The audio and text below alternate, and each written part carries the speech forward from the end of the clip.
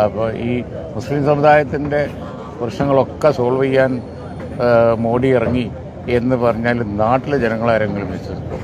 വേറെ ആരുമല്ല, വലിയ ബന്ധപ്പാടും പിന്നെ അതുപോലെ തന്നെ ധൃതിയും ഉത്കണ്ഠയൊക്കെ മുസ്ലിം സമുദായത്തിൻ്റെ പ്രശ്നം പരിഹരിക്കാനാണ്. അതിനുവേണ്ടിയാണ് ഇതെന്ന് പറയുന്ന പിന്നെ അത് ആരെങ്കിലും വിശ്വസിക്കാൻ പോകുന്നുണ്ടോ? അതുമാത്രമല്ല, അത് പിന്നെ വാ തുറക്കുമ്പോൾ തന്നെ എല്ലാവർക്കും അറിയാം എന്താ പറയണമെന്നുള്ളത്. അതുകൊണ്ട് അത് കാര്യമാക്കണ്ട, അത് കണക്കിലെടുത്തിട്ട് കാര്യമില്ല. കേരളത്തിൽ ഒരു വലിയ വിഷയം ഉന്നയിച്ചത് മുനമ്പം വിഷയം പരിഹരിക്കുമെന്നായിരുന്നു. കേന്ദ്ര ന്യൂനപക്ഷ കാര്യമന്ത്രി തന്നെ പറഞ്ഞു ഇതുകൊണ്ട് പരിഹരിക്കില്ല. ശരിക്കും അവർ വെളിവാക്കപ്പെടുകയല്ലേ, തുറന്നു കാണപ്പെടുകയല്ലേ? പരിഹരിക്കൂല. ഇത് വഖഫ് നിയമം കൊണ്ട് ഒരു കാര്യമില്ല. ആ മുനമ്പം പ്രശ്നമായിട്ട് യാതൊരു ബന്ധവുമില്ല എന്ന് മാത്രമല്ല, അവരെ മുമ്പിൽ കൂടുതൽ പ്രശ്നം ഉണ്ടാക്കിയിരിക്കുകയാണ് ഇപ്പോൾ ഈ നിയമം.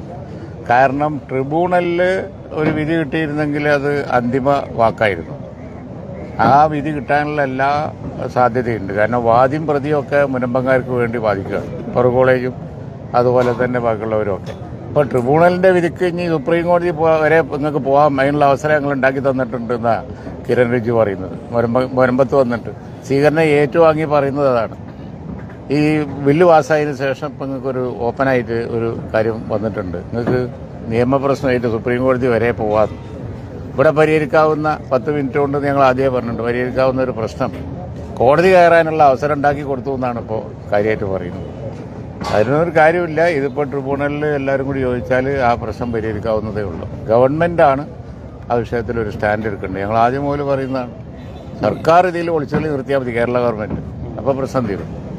ഇതിൽ ഇപ്പോൾ പൗരത്വ ഭേദഗതി, വഖഫ് ഭേദഗതി മുസ്ലിങ്ങൾ അസ്വസ്ഥരാക്കി സമൂഹത്തിൽ ഒരു ഭിന്നിപ്പുണ്ടാക്കാനുള്ള ശ്രമങ്ങൾക്കെതിരെ ദേശീയ തലത്തിൽ തന്നെ ഒരു പ്രതിഷേധവും അല്ലെങ്കിൽ ഐക്യനിരയും ഉണ്ടാകുകയില്ലേ? അല്ല, ദേശീയ തലത്തിൽ മതേതര കക്ഷികളൊക്കെ പാർലമെന്റിൽ യോജിച്ച് നിന്നല്ലോ. ഇപ്പോൾ എല്ലാ സംസ്ഥാനങ്ങളിലും ഇന്ത്യ മുന്നണിയുടെ നേതൃത്വത്തിൽ പരിപാടികൾ നടക്കുന്നുമുണ്ട്. ഒറ്റക്കും കൂട്ടായിട്ടും ഒക്കെ ഈ കാര്യത്തിൽ എതിർ ശബ്ദങ്ങളുണ്ട്. ബീഹാറിൽ വരെ ഉണ്ട്. അവിടെ അവരുടെ കൂടെ നിൽക്കുന്ന കക്ഷികൾ വരെ പ്രൊട്ടസ്റ്റിലാണ്, ബീഹാറിലും ആന്ധ്രയിലും.